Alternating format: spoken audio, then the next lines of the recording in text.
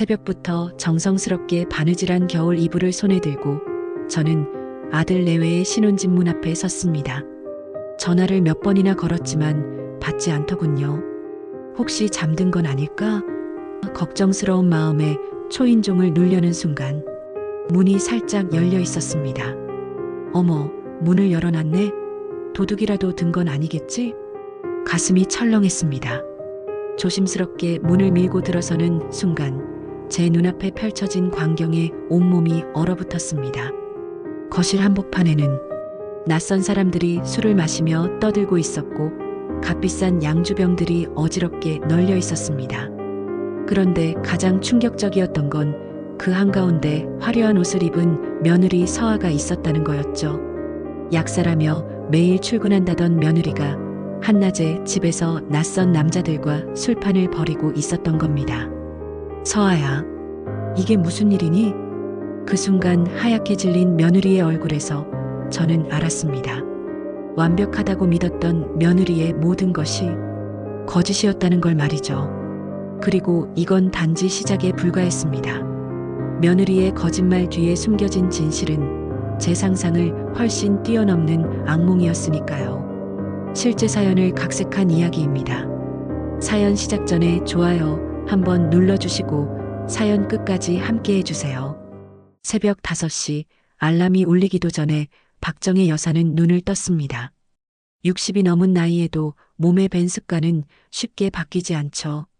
동대문 시장 한복판에 자리한 작은 포목점 정혜상회를 운영한 지도 벌써 30년이 넘었어요. 남편을 일찍 여인 후 홀로 아들 하나 키우며 살아온 세월이었습니다. 선우야, 밥 먹어라.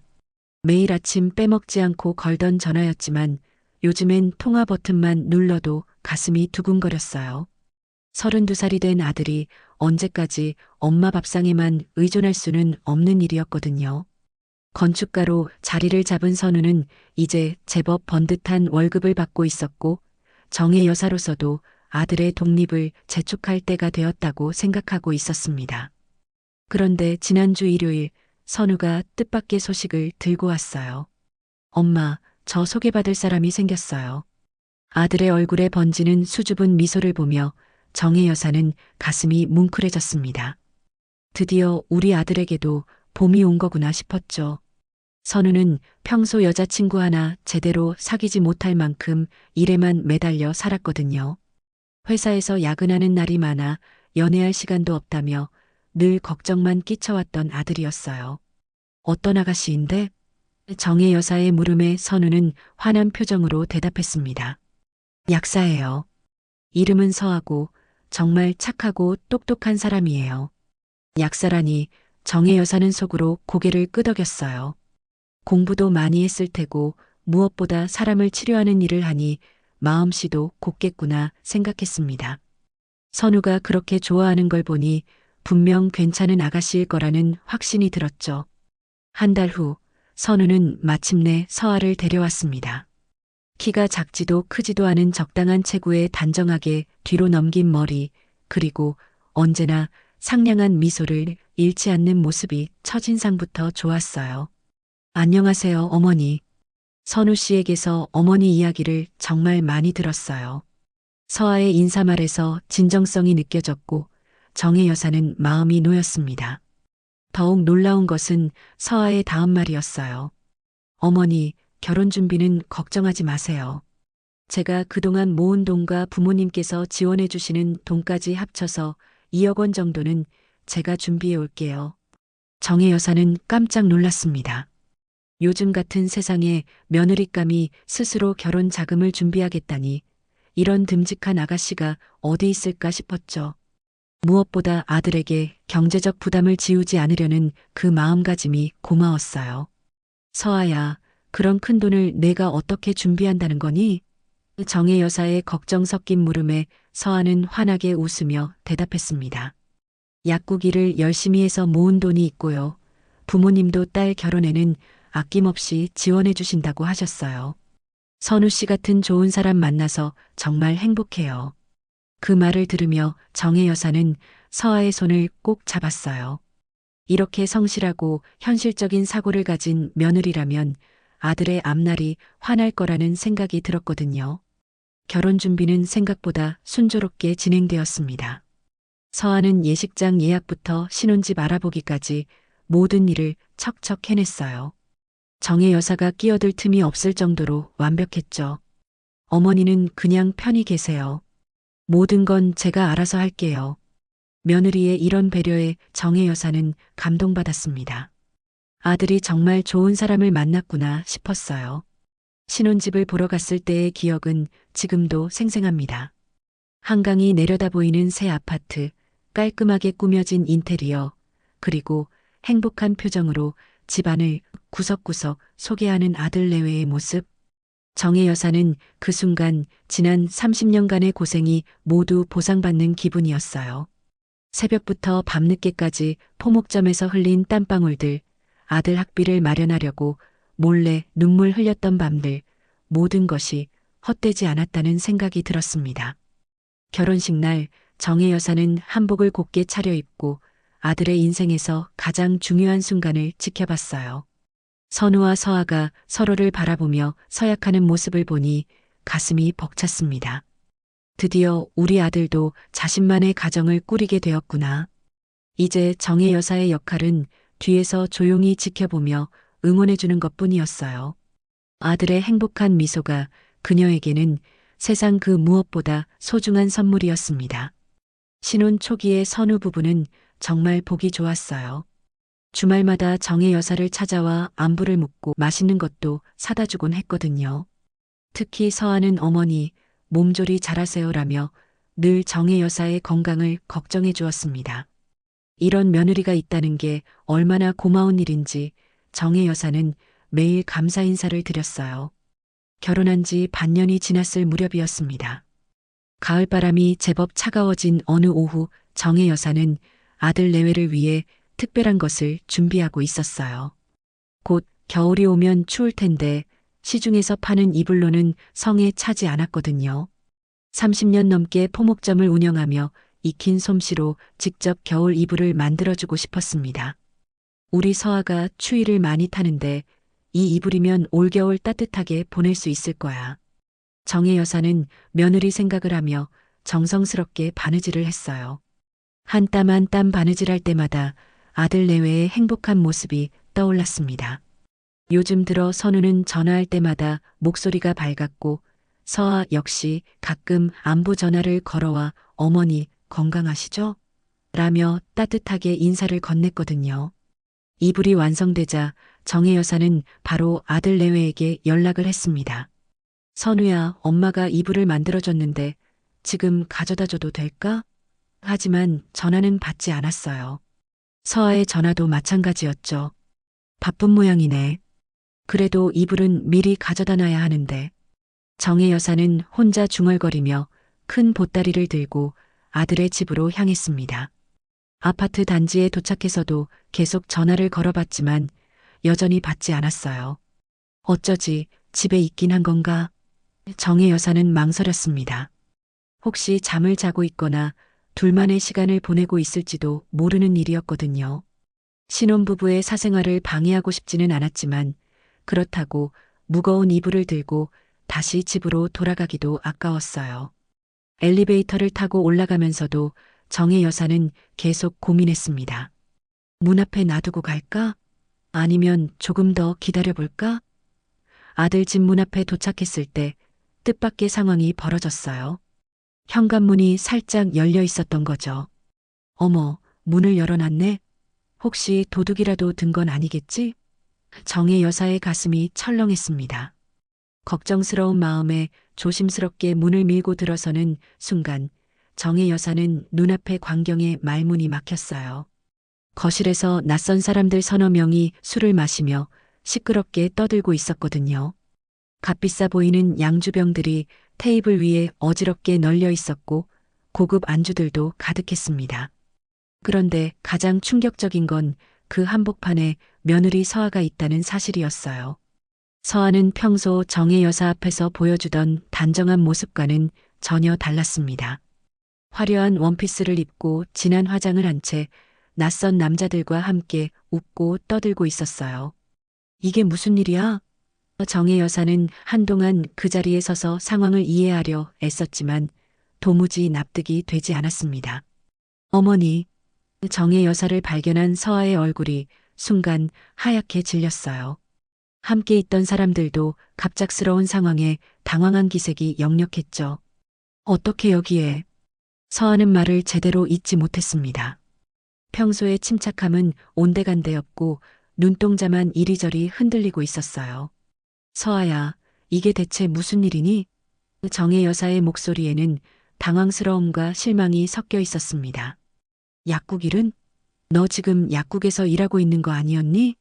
서아는 한참 동안 입술만 달싹거리더니 결국 고개를 숙였어요. 사실은 약국 일을 그만뒀어요. 언제? 정혜 여사의 추궁에 서아는 더욱 작은 목소리로 대답했습니다. 결혼하고 얼마 안 돼서요. 너무 힘들어서. 선우 씨가 그냥 집에서 쉬라고 해서. 정혜 여사는 귀를 의심했어요. 결혼한 지 이제 겨우 반년인데 벌써 일을 그만뒀다는 말인가요? 그럼 지금까지 약국에 간다고 한 건 다 거짓말이었다는 거니? 서아는 대답하지 못했습니다. 그 침묵이 모든 것을 말해주고 있었어요. 정혜 여사는 가슴이 답답해졌습니다. 며느리가 거짓말을 했다는 사실보다 아들이 이런 사실을 숨겼다는 게 더 충격적이었거든요. 거실에 낯선 사람들은 어색한 분위기를 눈치채고 하나둘 자리를 뜨기 시작했어요. 서아야, 우리 먼저 갈게. 다음에 또 보자. 그들이 나간 후 거실에는 정혜 여사와 서아만 남았습니다. 어수선하게 널린 술병과 안주 접시들이 방금 전까지의 상황을 증명하고 있었죠. 어머니, 죄송해요. 서아는 마침내 입을 열었습니다. 정말 약국 일이 너무 힘들어서. 그리고 선우 씨 월급으로도 충분해서 굳이 제가 일하지 않아도 된다고. 하지만 정혜 여사에게는 다른 것이 더 궁금했어요. 그럼 이 사람들은 누구니? 너 혼자 집에서 이렇게 술자리를 벌이는 거야? 서아의 설명은 애매했습니다. 친구들이에요. 가끔 집에 와서 이야기하고 가는. 하지만 정혜 여사 눈에는 그들이 단순한 친구들로 보이지 않았어요. 뭔가 수상한구나 하는 직감이 들었거든요. 무엇보다 서아의 태도가 평소와 너무 달랐습니다. 선우는 이런 걸 아니? 정혜 여사의 질문에 서아는 고개를 저었어요. 몰라요. 선우 씨는 회사 일로 바빠서. 그 순간 정혜 여사는 뭔가 크게 잘못되고 있다는 걸 직감했습니다. 새로 결혼한 부부가 서로에게 이런 중요한 것들을 숨기고 있다니요. 집으로 돌아오는 길에 정혜 여사의 마음은 복잡했습니다. 완벽하다고 생각했던 며느리의 첫 번째 거짓말을 발견한 순간이었어요. 그것도 아주 사소한 거짓말이 아니라 일과 생활 전반에 관한 큰 거짓말이었죠. 우리 서아가 정말 내가 생각했던 그런 아이일까? 의심의 씨앗이 마음 한구석에 자리 잡기 시작했습니다. 그날 밤 정혜 여사는 쉽게 잠들 수 없었어요. 서아의 변한 모습, 낯선 사람들과의 술자리, 그리고 무엇보다 아들에게조차 숨기고 있다는 사실들이 머릿속을 맴돌았습니다. 분명 뭔가 더 큰 문제가 숨어 있을 거라는 불길한 예감이 들었어요. 그날 이후 정혜 여사의 일상은 달라졌습니다. 포목점에서 일을 하면서도 자꾸만 며느리 서아의 모습이 떠올랐어요. 평소 보여주던 단정하고 차분한 모습과 그날 본 화려하고 들뜬 모습, 도대체 어느 것이 진짜 서아의 모습일까요? 무엇보다 아들 선우에게 약국 일을 그만뒀다는 사실을 숨기고 있다는 게 가장 이해할 수 없었습니다. 결혼 생활이라는 게 그런 건가? 서로에게 비밀이 있는 게 당연한 건가? 정혜 여사는 혼자 중얼거렸어요. 하지만 아무리 생각해도 납득이 되지 않았습니다. 특히 일을 그만둔 이유가 너무 힘들어서라는 것도 이상했어요. 약사라면 그래도 전문직인데 신혼 초기에 그렇게 쉽게 포기할 일일까요? 며칠 후 정혜 여사는 우연히 선우를 만났을 때 돌려서 물어봤습니다. 서아는 요즘 약국 일은 어떻대? 선우는 아무렇지 않게 대답했어요. 바쁘다고 하더라고요. 요즘 감기 환자들이 많아서 일이 많다면서요. 정혜 여사는 가슴이 답답해졌습니다. 아들도 며느리의 거짓말에 속고 있다는 걸 확인한 순간이었거든요. 선우야, 서아가 정말 매일 약국에 나가니? 정혜 여사가 조금 더 직접적으로 물었을 때 선우는 고개를 끄덕였습니다. 네, 아침 일찍 나가서 저녁 늦게 들어와요. 가끔은 야근도 한다고 하고요. 아들의 순진한 대답을 들으며 정혜 여사는 화가 났어요. 며느리가 이렇게 뻔뻔하게 거짓말을 하고 있다니요. 그러던 어느 날 밤 정혜 여사의 집 문을 두드리는 소리가 들렸습니다. 시계를 보니 밤 11시가 넘은 시간이었어요. 누구야? 문을 열어보니 아들 선우가 술에 취해 비틀거리며 서 있었습니다. 평소 술을 거의 마시지 않던 아들의 모습에 정혜 여사는 깜짝 놀랐어요. 선우야, 무슨 일이야? 왜 이렇게 술을 마셨어? 선우를 부축해서 안으로 들어오게 한 후 물을 한 잔 주었습니다. 선우는 한참 동안 말없이 앉아 있더니 갑자기 눈물을 흘리기 시작했어요. 엄마, 나 정말 힘들어. 아들의 울음소리에 정혜 여사의 가슴도 저려왔습니다. 무슨 일인데? 회사에서 무슨 일이 있었니? 하지만 선우의 대답은 예상과 달랐어요. 서아가 이상해요. 정혜 여사는 가슴이 철렁했습니다. 드디어 아들도 뭔가 이상함을 느끼고 있었던 거예요. 어떻게 이상한데? 선우는 술에 취한 상태에서 그동안 혼자 끙끙 앓고 있던 이야기들을 쏟아내기 시작했습니다. 서아가 제 핸드폰에 위치 추적 앱을 깔았어요. 제가 어디에 있는지 실시간으로 확인한다고. 정혜 여사는 눈을 의심했어요. 위치 추적 앱이라고? 왜? 당신 안전이 걱정된다면서요. 회사에서 야근할 때도 정말 회사에 있는지 확인하고 친구들과 술 마시러 가면 어느 가게에 있는지까지 다 알아요. 선우의 목소리에는 지친 기색이 역력했습니다. 처음에는 나를 걱정해서 그러는 거라고 생각했는데 요즘은 너무 답답해서. 정혜 여사는 할 말을 잃었어요. 신혼부부 사이에 이런 일이 일어날 수 있다는 게 믿어지지 않았거든요. 그럼 서아한테 싫다고 말해봤니? 선우는 고개를 저었습니다. 말했더니 서운하다면서 울더라고요. 자기가 나를 사랑해서 그러는 건데 왜 그런 말을 하냐면서. 하지만 더 충격적인 이야기는 따로 있었어요.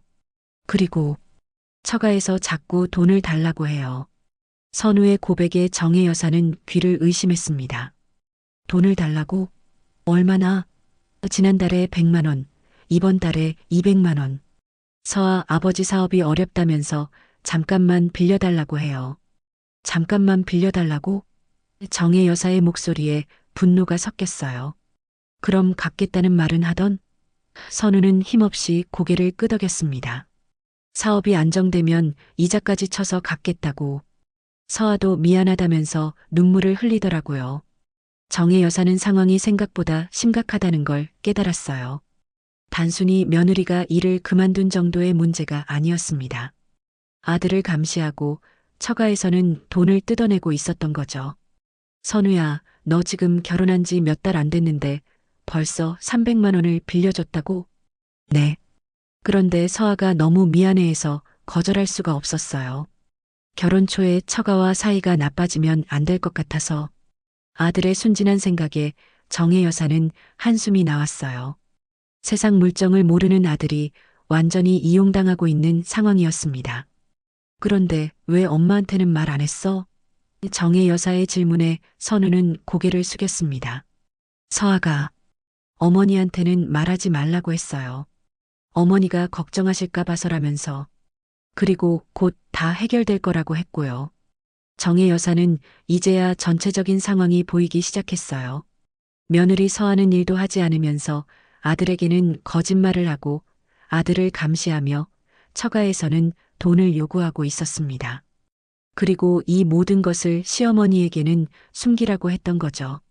선우야, 이건 정상적인 결혼 생활이 아니야. 정혜 여사는 단호하게 말했습니다. 결혼한 지 몇 달 안 된 부부가 서로를 감시하고 처가에서 돈을 달라고 하는 게 말이 되니? 하지만 선우는 여전히 서아를 감싸고 있었어요. 그래도 서아는 나를 사랑해서 그러는 거예요. 그리고 처가 사정도 어려우니까. 아들의 이런 반응에 정혜 여사는 더욱 불안해졌습니다. 아들이 완전히 며느리의 조종에 빠져 있다는 게 느껴졌거든요. 그날 밤 선우를 재운 후 정혜 여사는 잠을 이룰 수 없었어요. 처음에는 단순히 일을 그만둔 정도로만 생각했는데 상황이 생각보다 훨씬 심각했습니다. 아들이 결혼과 동시에 거대한 함정에 빠져들고 있다는 불길한 예감이 그녀의 온몸을 휘감았어요. 이건 단순한 부부 문제가 아니야. 뭔가 더 큰 음모가 있는 것 같은데. 정혜 여사는 이제 더 이상 가만히 있을 수만은 없다고 생각했습니다. 아들을 지키기 위해서라도 진실을 파헤쳐야 했어요. 그 다음 날부터 정혜 여사는 본격적인 조사에 나섰습니다. 더 이상 두고 볼 수만은 없었어요. 아들이 점점 깊은 늪에 빠져들고 있는데 가만히 있을 수는 없었거든요. 서아가 약국일을 그만뒀다고 했지만 정말 그게 전부일까요? 정혜 여사는 더 근본적인 의심을 하기 시작했습니다. 약국을 그만뒀다는 게 정말 약국에서 일했던 게 맞기는 한 걸까? 그날 본 서아의 당황한 모습이 자꾸만 떠올랐어요. 뭔가 더 큰 비밀을 숨기고 있는 것 같았거든요. 정혜 여사는 서아가 정말 약사가 맞는지부터 확인해 보기로 했습니다. 며칠 후 정혜 여사는 조심스럽게 선우에게 물어봤습니다. 선우야, 서아가 일했다던 약국이 어디라고 했지? 엄마가 궁금해서. 선우는 자연스럽게 대답했어요. 강남역 근처 온누리 약국이요. 거기서 몇 년 일하다가 힘들어서 그만뒀대요. 온누리 약국? 정혜 여사는 그 이름을 기억해뒀습니다. 다음 날 정혜 여사는 강남역 근처 온누리 약국을 찾아갔어요. 제법 큰 약국이었습니다. 정혜 여사는 들어가서 조심스럽게 물어봤습니다. 혹시 여기서 서아라는 약사 선생님이 일하신 적 있나요? 카운터에 있던 약사가 고개를 갸웃거렸어요. 서아요? 언제 일하셨다는 건가요? 최근까지요. 몇 년 근무하셨다고 들었는데. 아니요. 우리 약국에는 그런 이름의 약사가 일한 적이 없는데요. 정혜 여사는 가슴이 철렁했어요. 혹시 예전에 그만두신 분은요? 저희 약국은 개업한 지 10년이 넘었는데 그동안 일했던 약사들 중에 서아라는 이름은 없었어요. 확실합니다. 약국 사장님까지 나와서 확인해줬지만 결과는 같았습니다. 이럴 수가. 그럼 처음부터 거짓말이었단 말인가? 정혜 여사는 어지러웠어요. 약국을 그만뒀다는 게 아니라 애초에 그 약국에서 일한 적이 없었던 겁니다.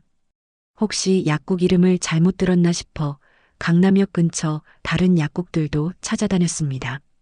하지만 결과는 마찬가지였어요. 정혜 여사는 결정적인 확인을 하기로 했습니다. 포목점 옆 문구점 아주머니의 도움을 받아 약사협회 면허 조회 사이트에 들어갔어요. 서아, 서아. 이름을 검색해봐도 결과는 나오지 않았습니다. 혹시 본명이 다를 수도 있으니까 성씨로라도 찾아보자. 서아의 성인 서씨로 나이대가 비슷한 여성 약사들의 명단을 하나하나 살펴봤지만 서아와 일치하는 사람은 없었어요. 그 순간 정혜 여사는 충격적인 진실을 깨달았습니다. 서아는 처음부터 약사가 아니었어. 정혜 여사의 손이 떨렸어요. 약국을 그만뒀다는 게 아니라 애초에 약사 자격증 자체가 없었던 겁니다. 그럼 연애할 때부터 지금까지 모든 게 거짓말이었다는 뜻이었어요. 그럼 매일 출근한다고 나갔던 건 뭐였지? 어디를 간 거야? 정혜 여사는 소름이 돋았습니다. 약사도 아닌 사람이 약사 행세를 하며 선우를 속였던 거죠. 얼마나 치밀하게 계획한 거짓말이었을까요? 집으로 돌아온 정혜 여사는 바로 아들에게 전화를 걸었습니다. 선우야, 엄마가 할 말이 있어. 지금 당장 와줄 수 있니? 선우는 어머니의 급한 목소리에 놀랐어요. 무슨 일이에요? 많이 급한 일인가요? 급해. 정말 급한 일이야. 서아 일로 얘기할 게 있어. 1시간 후 달려온 선우의 얼굴은 걱정으로 가득했습니다. 엄마, 무슨 일이에요? 정혜 여사는 그날 알아낸 사실들을 차근차근 설명했어요. 온누리 약국에 서아가 일한 적이 없다는 것, 약사협회 명단에도 없다는 사실, 애초에 약사 자격증 자체가 없었다는 충격적인 진실까지. 선우의 얼굴은 점점 하얗게 변해갔습니다. 그럴 리가 없어요. 서아가 약국 그만뒀다고 했잖아요. 원래 약사였는데 힘들어서 그만둔 거라고. 선우야, 엄마가 직접 확인했어. 서아는 그 약국에서 일한 적도 없고 약사 자격증도 없어. 처음부터 약사가 아니었던 거야. 그럼, 그럼 연애할 때부터 저한테 거짓말을 한 거예요? 선우의 목소리에는 당황함과 배신감이 역력했습니다. 그렇지. 약국 그만뒀다는 것도 거짓말, 약사라는 것도 거짓말이었어. 대체 왜 이런 거짓말을 해야 했을까? 정혜 여사도 그게 가장 궁금했어요. 단순히 학력이나 직업을 속인 게 아니라 약사라는 전문직을 사칭했다는 건 분명 큰 목적이 있었을 거예요. 선우야, 서아한테 약사 자격증 본 적 있니? 아니요. 볼 생각을 못했어요. 당연히 약사인 줄 알았으니까. 하지만 더 충격적인 사실은 따로 있었습니다. 선우야, 그럼 서아가 약속했던 결혼 자금 2억 원은 어떻게 된 거야? 약사 월급으로 모았다고 하지 않았니? 정혜 여사의 질문에 선우는 한참 동안 말을 하지 못했어요. 사실은 한 푼도 들어오지 않았어요. 선우의 고백에 정혜 여사는 의자에서 일어날 뻔했어요. 뭐라고? 한 푼도? 네. 결혼 전에는 곧 준비해 올 거라고 했는데 결혼하고 나서는 부모님 사업에 급히 돈이 들어가서 조금만 기다려 달라고. 정혜 여사는 할 말을 잃었습니다. 결혼 자금도 거짓말, 약사라는 것도 거짓말, 약국에서 일했다는 것도 거짓말이었어요. 연애할 때부터 결혼까지 모든 게 거짓말 위에 세워진 거였습니다. 선우야, 너 지금 완전히 속은 거야. 처음부터 계획된 사기였어. 하지만 서아가 나쁜 마음으로 그런 건 아닐 거예요. 선우는 여전히 서아를 감쌌어요. 부모님 사업이 정말 어려운 상황이라서. 선우야, 정신 차려. 정혜 여사는 답답해서 소리를 질렀습니다. 사업이 어렵다고 해서 약사 사칭까지 하는 게 정상이야? 그때 선우가 털어놓은 또 다른 이야기는 정혜 여사를 더욱 경악하게 했어요. 사실, 지난주에도 처가에서 연락이 왔어요. 이번에는 500만 원이 필요하다고. 500만 원? 정혜 여사의 목소리가 떨렸습니다.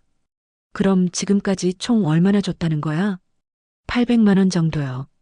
선우의 작은 목소리에 정혜 여사는 현기증이 났어요. 결혼한 지 반년 만에 800만 원을 처가해 줬다는 말인가요? 그것도 모두 거짓말 위에 세워진 요구들이었던 거죠. 선우야, 이건 정말 이상해.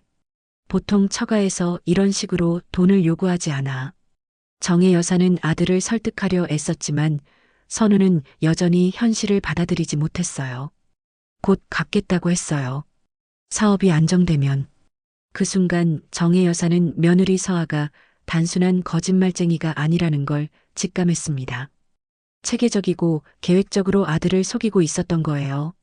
약사라는 신분으로 신뢰를 얻고 결혼 자금 핑계로 기대감을 높인 다음 결혼 후에는 처가 사정을 내세워 돈을 뜯어내고 있었던 겁니다. 선우야, 이제라도 정신 차려. 너 완전히 사기당하고 있는 거야. 하지만 아들은 여전히 서아가 그런 사람이 아니다며 부정했어요. 사랑에 눈이 멀어 현실을 보지 못하고 있었던 겁니다. 그날 밤 정혜 여사는 더 큰 위기가 다가오고 있다는 걸 예감했습니다. 처음부터 약사를 사칭할 정도로 치밀한 사람이라면 앞으로 더 큰 사기가 기다리고 있을 것 같았어요. 정혜 여사는 더 이상 참을 수 없었습니다. 며느리의 거짓말들이 하나씩 드러날 때마다 분노가 쌓여갔어요. 약사 자격도 거짓, 결혼 자금도 거짓, 그리고 끊임없는 금전 요구까지. 이 모든 것이 계획된 사기라는 확신이 들었거든요. 아들을 더 이상 이 지옥 같은 상황에 내버려 둘 수는 없었습니다. 선우야, 당장 이혼해. 정혜 여사는 아들에게 단호하게 말했어요. 이런 여자와 살면 안 돼. 너 완전히 당하고 있는 거야. 하지만 선우는 여전히 고개를 저었습니다. 엄마, 서아를 조금만 더 믿어보세요. 분명히 오해가 있을 거예요. 오해라고? 지금까지 뭐가 진실이었는데? 정혜 여사의 목소리에 절망이 섞였어요. 약사 자격도 없고 결혼 자금도 거짓말이고 처가에서는 계속 돈만 달라고 하는데 뭘 더 봐야 한다는 거야? 아들의 순진함에 정혜 여사는 답답함을 감출 수 없었습니다. 그때 선우의 얼굴이 갑자기 창백해졌어요. 뭔가 말하고 싶지만 차마 입에 담기 어려운 표정이었거든요. 선우야, 또 무슨 일이 있는 거니?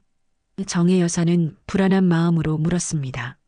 선우의 이런 표정은 더 큰 문제가 있다는 신호였어요. 엄마, 사실 말씀드리지 못한 게 하나 더 있어요.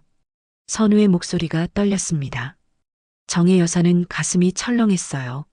지금까지도 충분히 충격적이었는데 또 다른 문제가 있다는 말인가요? 뭔데? 빨리 말해봐. 서아가, 서아가 투자 이야기를 했어요. 선우는 고개를 들지 못한 채 말을 이었습니다. 서아 오빠가 해외 투자 정보를 알고 있다면서 확실한 수익을 보장한다고. 정혜 여사는 이미 예감이 들었어요. 투자 이야기라니 분명 좋지 않은 결말이 기다리고 있을 거였거든요. 그래서 정혜 여사의 조용한 질문에 선우는 더욱 작아졌습니다. 1년 안에 2배로 불려준다고 했어요. 너무 확실하다면서. 선우야, 설마 너. 정혜 여사의 목소리가 떨렸어요. 아들이 무슨 일을 저질렀는지 짐작이 되기 시작했거든요. 2억 원을 맡겼어요. 선우의 고백에 정혜 여사는 그 자리에 주저앉을 뻔했습니다. 뭐라고? 2억 원? 그 돈은 선우가 건축가로 일하면서 밤낮 없이 모은 피 같은 돈이었어요. 신혼집 마련을 위해 그리고 미래를 위해 하루하루 아껴가며 모은 전 재산이었거든요. 언제? 정혜 여사의 떨리는 목소리에 선우는 대답했습니다. 2달 전이요. 서아가 기회를 놓치면 안 된다고 해서. 정혜 여사는 현기증이 났어요. 2달 전이면 자신이 서아의 첫 번째 거짓말을 발견하기도 전이었습니다. 그때부터 이미 아들은 더 큰 함정에 빠져 있었던 거죠. 그럼 지금 그 돈은? 정혜 여사의 간절한 질문에 선우는 눈물을 흘렸습니다. 모르겠어요. 서아한테 물어봤더니 투자에 실패해서 돈이 모두 묶였다고. 실패했다고? 정혜 여사는 분노로 온몸이 떨렸어요. 그럼 우리 돈은 어떻게 된다는 거야? 서아도 피해자라고 해요. 자기 오빠가 잘못된 정보를 줬다면서. 선우의 말에 정혜 여사는 참을 수 없었습니다. 피해자라고? 지금 무슨 소리를 하는 거야? 며느리가 아들의 전 재산을 가져가 놓고도 뻔뻔하게 피해자 행세를 하고 있다니요. 선우야, 너 지금 정신이 있는 거니? 정혜 여사는 아들을 다그쳤어요. 2억 원이 어떤 돈인데 내가 몇 년을 밤샘에 가며 모은 돈이야. 선우는 고개를 숙인 채 흐느끼기만 했습니다. 이제야 자신이 얼마나 큰 실수를 했는지 깨닫고 있는 것 같았어요. 돈을 돌려달라고 했니? 정혜 여사의 질문에 선우는 고개를 끄덕였습니다. 했어요. 하지만 서아가 지금 당장은 어렵다고. 어렵다고? 정혜 여사는 웃음이 나왔어요. 분노를 넘어선 허탈한 웃음이었거든요. 남의 돈 2억 원을 가져가 놓고 돌려주기 어렵다고? 그때 선우가 털어놓은 또 다른 사실은 정혜 여사를 더욱 경악하게 했습니다. 사실 서아가 나한테 추가로 투자하면 손실을 만회할 수 있다고 했어요. 추가 투자? 정혜 여사는 귀를 의심했어요. 이미 2억 원을 날려놓고도 더 달라고? 5천만 원만 더 투자하면 원금까지 다 찾을 수 있다고. 선우의 말에 정혜 여사는 완전히 정신이 나갈 것 같았어요. 전형적인 사기꾼의 수법이었거든요. 이미 빠진 돈을 미끼로 더 많은 돈을 뜯어내려는 고전적인 방법이었습니다. 선우야, 너 아직도 모르겠니? 서아가 너를 완전히 사기치고 있는 거야. 정혜 여사는 절규했습니다. 약사도 거짓말, 결혼 자금도 거짓말, 그리고 이 투자도 사기야. 모든 게 계획된 거라고. 하지만 선우는 여전히 현실을 받아들이지 못했어요. 서아가 그런 사람이 아니에요. 분명히 오해가. 오해가 뭐야? 정혜 여사는 소리를 질렀습니다. 지금까지 뭐 하나 진실한 게 있었어? 모든 게 거짓말인데. 아들의 이런 순진함이 더욱 답답했어요. 완전히 세뇌당한 상태였거든요. 그날 밤 정혜 여사는 잠을 이룰 수 없었습니다. 아들이 인생에서 가장 큰 사기를 당했다는 사실에 가슴이 미어지는 것 같았어요. 사랑하는 사람이라고 믿었던 며느리에게 모든 것을 빼앗긴 아들을 보니 눈물이 멈추지 않았습니다. 내가 아들을 너무 순진하게 키웠나? 정혜 여사는 자책했어요. 세상의 악함을 모르고 자란 아들이 이렇게 큰 피해를 당하게 된 건 어머니인 자신의 책임이기도 했거든요. 하지만 지금 중요한 건 자책이 아니었습니다. 아들을 이 지옥에서 구해내는 것이 우선이었어요. 이혼이야, 무조건 이혼해야 해. 정혜 여사는 다시 한번 다짐했습니다. 더 이상 아들이 서아에게 당할 수는 없었어요. 이미 2억 원을 잃었는데 더 잃을 건 없었거든요. 하지만 과연 아들이 이혼을 받아들일까요? 여전히 서아를 사랑한다는 아들을 설득할 수 있을까요? 다음 날 아침 정혜 여사는 단호한 결심을 했습니다. 아들이 스스로 깨닫지 못한다면 강제로라도 이 상황을 끝내야 했어요. 서아라는 여자의 정체를 완전히 밝혀내고 아들의 눈을 뜨게 해야 했습니다.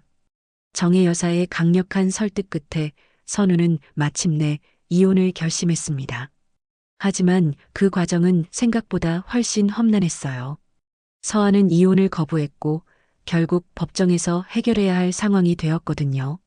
엄마, 이혼 소송이라니. 이런 일이 우리 가족에게 일어날 줄은 꿈에도 몰랐어요. 선우의 한숨 섞인 말에 정혜 여사도 마음이 무거웠습니다.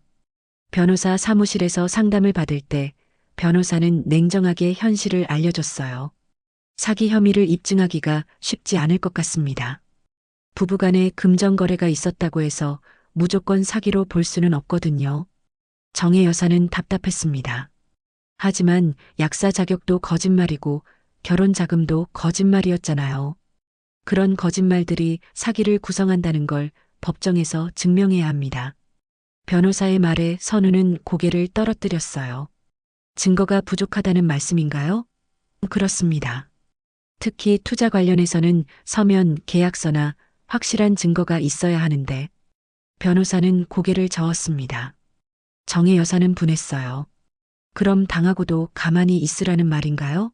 하지만 변호사는 법의 한계를 설명했습니다. 법은 감정이 아닌 증거로 판단합니다. 아무리 억울해도 증명할 수 없으면 어쩔 수 없어요.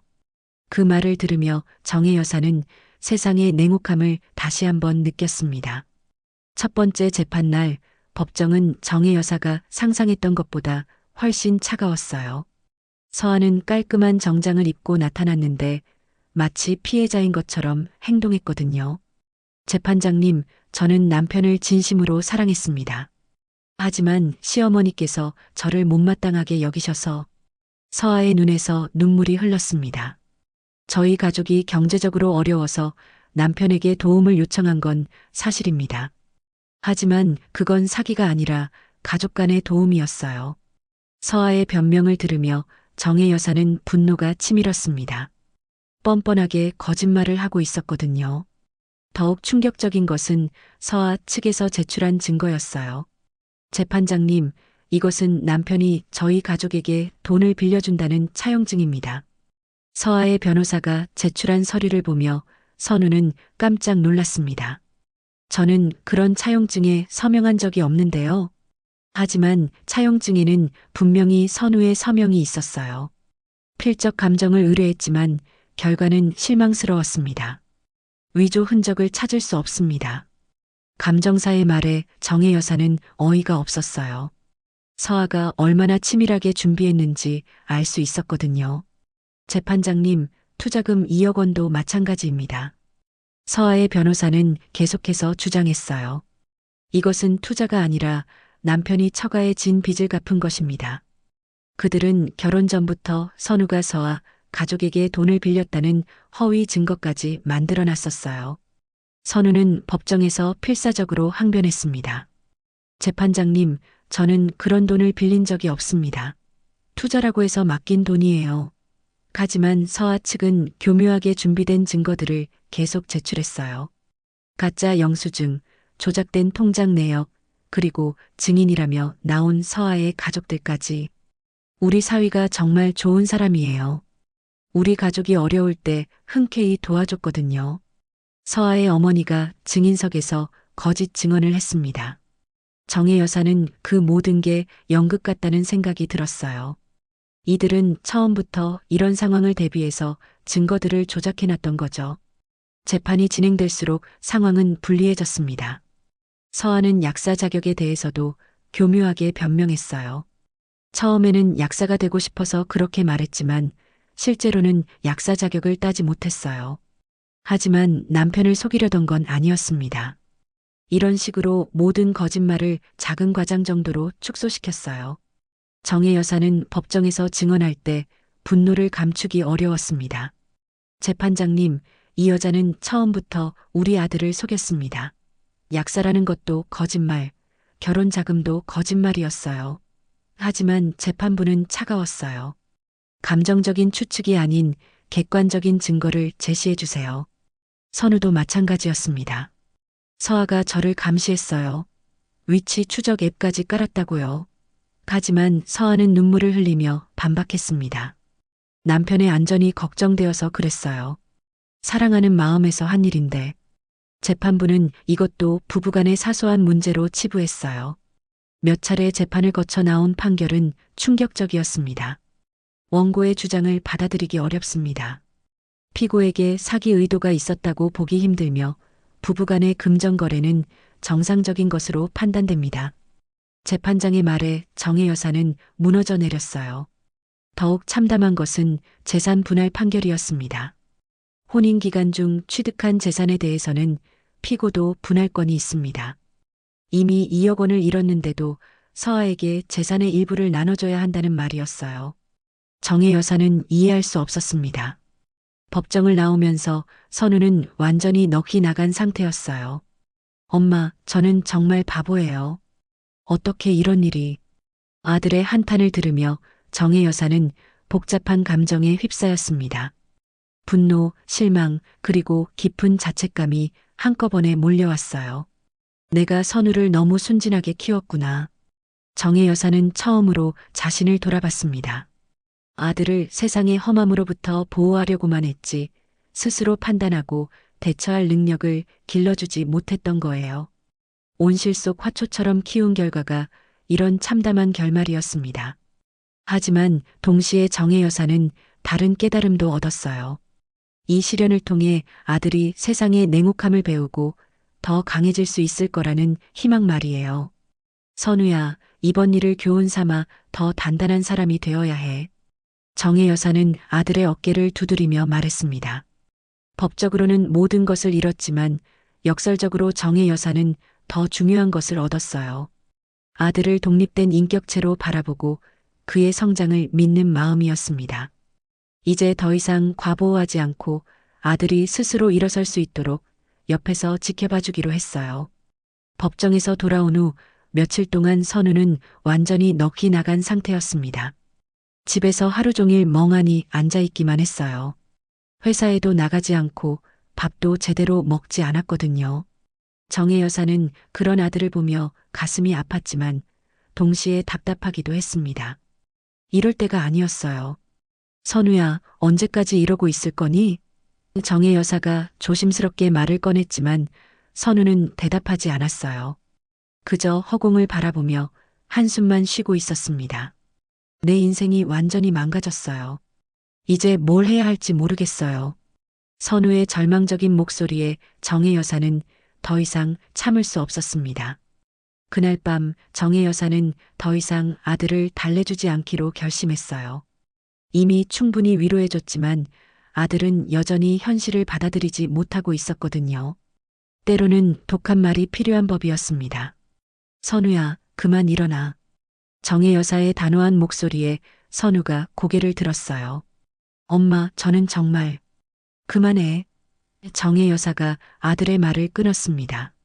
언제까지 이렇게 주저앉아 있을 거야? 당했으면 일어서야지. 평소 온화하던 어머니의 거친 목소리에 선우는 놀랐어요. 엄마가 왜 그래요? 왜 그러냐고? 정혜 여사는 그동안 참고 있던 말들을 쏟아내기 시작했습니다. 정신 차려, 이 바보 같은 놈아. 세상이 얼마나 무서운 곳인데 사람을 그렇게 쉽게 믿어. 아들에게 이런 말을 한 적이 없던 정혜 여사였지만 이제는 달랐어요. 엄마, 엄마는 없어. 정혜 여사의 목소리에 눈물이 섞였습니다. 32살이나 먹은 어른이 이럴 수가 있어? 내 인생은 너 스스로 지켜야 하는 거야. 언제까지 엄마 뒤에 숨어 있을 거야. 그동안 아들을 보호하려고만 했던 자신에 대한 후회도 섞인 절규였어요. 선우는 어머니의 이런 모습을 처음 봤어요. 항상 자신을 감싸주고 이해해주던 어머니가 이렇게 호되게 꾸짖는 걸 말이에요. 내가 당한 건 안타깝지만 그래도 너한테도 책임이 있어. 정혜 여사의 말에 선우는 움찔했습니다. 무슨 말씀이에요? 선우가 물었을 때 정혜 여사는 그동안 하고 싶었던 말을 다 했어요. 너는 왜 의심하지 않았어? 약사라면서 약국 이름도 제대로 말 안 하고 결혼 자금도 계속 미루고 이상한 점이 한두 가지였니?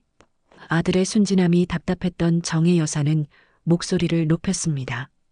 그리고 위치 추적에 정상적인 부부가 그런 걸 하니? 사랑이라는 이름으로 감시당하면서도 이상하다고 생각 안 했어? 정혜 여사의 지적에 선우는 할 말이 없었어요. 분명히 이상한 점들이 많았는데도 사랑에 눈이 멀어보지 못했던 거죠. 투자 이야기도 마찬가지야. 1년 만에 2배로 불려준다고? 세상에 그런 확실한 투자가 어디 있어? 정혜 여사는 계속해서 아들의 어리석음을 지적했습니다. 내가 조금만 의심했어도 이런 일은 안 생겼을 거야. 선우는 어머니의 말을 들으며 점점 고개를 숙였어요. 모든 말이 맞았거든요. 분명히 이상한 점들이 많았는데도 사랑한다는 이유로, 믿고 싶다는 이유로 눈을 감았던 겁니다. 엄마 말이 맞아요. 제가 너무 바보였어요. 바보였다는 걸 아는 게 다행이야. 정혜 여사는 아들의 인정에 조금 안심했어요. 하지만 지금 중요한 건 과거가 아니야. 앞으로 어떻게 살 거냐는 거지. 아들이 자신의 잘못을 인정했으니 이제 앞으로 나아갈 길을 찾아야 했어요. 앞으로 선우가 고개를 들었습니다. 앞으로 뭘 해야 할지 모르겠어요. 돈도 없고 자신감도 없고 그래서 포기할 거야? 정혜 여사는 아들을 다그쳤어요. 한번 넘어졌다고 영원히 누워 있을 거니? 그때 선우의 눈에서 눈물이 흘러내렸습니다. 엄마, 저 정말 잘못했어요. 어떻게 이렇게 바보 같을 수가 있어요? 어린아이처럼 우는 아들을 보며 정혜 여사의 마음도 아팠어요. 하지만 이제는 달리 대해야 했습니다. 울지 마. 우는 것도 이제 그만해. 정혜 여사는 아들의 어깨를 잡고 일으켜 세웠어요. 내가 당한 건 안타깝지만 그래도 배운 것도 있잖아. 세상이 얼마나 무서운 곳인지 사람을 함부로 믿으면 안 된다는 것도 알았고 선우는 어머니의 말을 들으며 조금씩 정신을 차리기 시작했어요. 그래요. 이제 어떤 사람이 거짓말하는지 알 것 같아요. 아들의 이런 반응에 정혜 여사는 희망을 보았습니다. 드디어 아들이 철들기 시작하는 것 같았어요. 그리고 말이야, 내가 완벽한 아내를 찾으려고 했던 것도 문제였어. 정혜 여사는 아들의 근본적인 문제를 지적했습니다. 서아가 너무 완벽해 보였잖아. 약사에다가 예쁘고 결혼 자금도 준비하고 그런 완벽함 자체가 의심스러웠어야 해. 선우는 고개를 끄덕였어요. 맞아요. 너무 좋은 조건이었는데도 왜 나를 선택했는지 생각해 봤어야 했는데. 그래, 그런 의문을 가져야 하는 거야. 정혜 여사는 아들이 드디어 현실을 보기 시작한다는 걸 느꼈어요. 엄마, 저는 이제 어떻게 해야 해요? 선우가 간절히 물었습니다. 정혜 여사는 아들의 그 간절함이 다행스러웠어요. 포기하지 않고 다시 시작하려는 의지가 보였거든요. 다시 시작하는 거야. 돈은 없어도 건강하잖아. 기술도 있고. 하지만 자신감이 없어요. 선우의 솔직한 고백에 정혜 여사는 따뜻하게 말했습니다. 자신감은 다시 쌓으면 돼. 이번 일로 오히려 더 단단해질 수 있어. 아들이 좌절하지 않고 다시 일어설 수 있을 거라는 믿음이 들었어요. 그날 밤 모자는 오랜만에 진솔한 대화를 나눴습니다. 정혜 여사는 그동안 아들을 과보호했던 자신의 잘못을 인정했고 선우는 세상을 너무 순진하게 본 자신을 반성했어요. 서로의 잘못을 인정하고 앞으로 어떻게 살아갈지 이야기했습니다. 엄마, 이제 정말 정신 차릴게요. 선우의 다짐에 정혜 여사는 미소를 지었습니다. 그래, 이제 진짜 어른이 되라. 부둥켜 안고 한참을 운 모자는 서로에 대한 믿음과 사랑을 다시 한번 확인했어요. 모든 것을 잃었지만 가장 소중한 것은 지켜냈다는 안도감이 들었습니다. 그로부터 6개월이 지났습니다. 법적으로는 모든 것을 잃었지만 역설적으로 선우는 진정한 자신을 되찾기 시작했어요. 더 이상 세상 물정 모르는 순진한 건축가가 아니었거든요. 사람을 보는 눈이 예전과는 완전히 달라져 있었습니다. 직장에서도 동료들이 선우의 변화를 느낄 수 있었어요. 선우 씨, 요즘 달라진 것 같아요. 뭔가 더 단단해진 느낌? 동료의 말에 선우는 쓴웃음을 지었습니다. 힘든 일을 겪고 나니 철이 든 것 같아요. 예전 같으면 상처받았을 말들도 이제는 담담하게 받아들일 수 있었어요. 세상의 냉혹함을 직접 경험했으니까 말이에요. 회사에서도 선우의 업무 능력이 크게 향상되었습니다. 예전에는 클라이언트의 말을 무조건 믿고 따랐다면 이제는 꼼꼼히 따져보고 계약서도 세심하게 검토했어요. 이 조건은 좀 이상한데요. 다시 검토해 보시죠. 선우의 이런 신중함이 오히려 더 좋은 결과를 가져왔습니다. 정혜 여사 역시 많이 달라졌어요. 예전처럼 아들의 모든 일에 간섭하지 않았거든요. 대신 한 명의 독립된 어른으로 존중하며 든든한 버팀목 역할에 충실했습니다. 선우야, 오늘 회사는 어땠어? 안부를 묻되 자세한 것까지 캐묻지는 않았어요. 주말마다 모자는 새로운 루틴을 만들었습니다. 함께 동대문 시장을 돌아다니며 구경도 하고 정혜 여사의 포목점 일도 도와주곤 했어요. 엄마, 이 천 정말 예쁘네요. 요즘 젊은 사람들이 좋아할 것 같은데? 선우의 건축가적 안목이 포목점 운영에도 도움이 되었습니다. 어느 일요일 오후 모자는 작은 국밥집에서 식사를 했습니다. 비싸지 않지만 정갈하고 맛있는 집이었어요. 엄마, 이런 소박한 맛이 진짜 좋은 것 같아요. 선우의 말에 정혜 여사는 고개를 끄덕였습니다. 그래, 화려한 게 항상 좋은 건 아니야. 서아 때를 생각하면 정말 그래요. 선우는 이제 과거 일을 담담하게 이야기할 수 있었어요. 너무 완벽해 보이는 것들은 의심해 봐야 한다는 걸 배웠어요. 아들의 이런 변화에 정혜 여사는 뿌듯함을 느꼈습니다. 고통스러운 경험이었지만 분명히 성장의 밑거름이 되었어요. 포목점에서 일하면서 정혜 여사는 낡은 재봉틀을 발견했습니다. 오래전 남편과 함께 사용했던 추억의 물건이었어요. 이거 고쳐서 쓸 수 있을까? 정혜 여사의 말에 선우가 관심을 보였습니다. 제가 한번 봐드릴게요. 기계는 제가 잘 다루거든요. 선우는 주말마다 재봉틀 수리에 매달렸어요. 건축 일을 하면서 익힌 기계 다루는 솜씨가 여기서 빛을 발했거든요. 엄마, 거의 다 됐어요. 조금만 더 손보면 새 것처럼 쓸 수 있을 것 같아요. 아들이 정성스럽게 재봉틀을 수리하는 모습을 보며 정혜 여사는 흐뭇했습니다. 선우야, 내가 이렇게 손재주가 있는 줄 몰랐네. 저도 몰랐어요. 이런 일이 이렇게 재미있을 줄은. 선우는 순수한 기쁨을 느꼈어요. 돈이나 성공과 상관없이 단순히 무언가를 고치고 만드는 즐거움이었거든요. 서아와 함께 있을 때는 느껴보지 못한 소박한 행복이었습니다. 재봉틀이 완전히 수리되자 정혜 여사는 오랜만에 바느질을 했어요. 이제 우리 선우 겨울옷도 직접 만들어줄 수 있겠네. 엄마가 만들어주신 옷이 제일 따뜻해요. 선우의 진심 어린 말에 정혜 여사는 눈물이 날 것 같았습니다. 어느 저녁 선우가 문득 말했습니다. 엄마, 인생에서 가장 비싼 수업료를 냈다고 생각해요. 그의 얼굴에는 쓴웃음이 아닌 진짜 미소가 있었어요. 2억 원으로 세상 공부를 했다고 생각하니까 그렇게 억울하지 않아요. 아들의 이런 긍정적인 변화에 정혜 여사는 놀랐습니다. 그래, 돈은 또 벌면 되는 거야. 하지만 내가 배운 건 평생 내 것이지. 정혜 여사의 말에 선우는 고개를 끄덕였어요.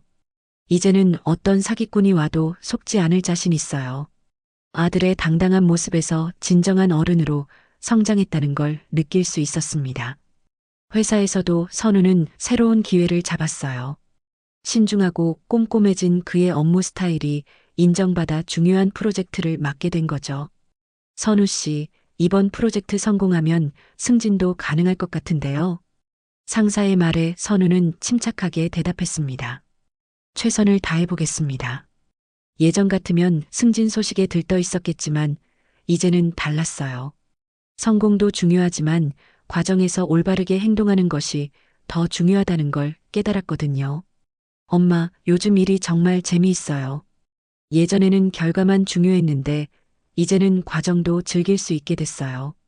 정혜 여사도 포목점에서 새로운 시도를 해봤어요. 선우의 조언을 받아 젊은 고객들이 좋아할 만한 천들을 들여놓았거든요. 어머니, 이 천 정말 예뻐요. 요즘 유행하는 스타일인 것 같은데? 젊은 손님들의 반응이 좋았어요. 우리 선우가 눈이 좋아서 그래요. 정혜 여사는 아들을 자랑스러워했습니다. 예전에는 아들이 성공해서 자랑스러웠다면 이제는 아들의 성품과 판단력이 자랑스러웠어요. 더 근본적이고 의미 있는 자부심이었습니다. 어느 봄날 선우가 정혜 여사에게 말했습니다. 엄마, 언젠가 제가 정말 좋은 사람 만나게 되면 이번엔 제대로 판단할 수 있을 것 같아요. 그럼 됐다. 정혜 여사는 간단하게 대답했지만 속으로는 안심했어요.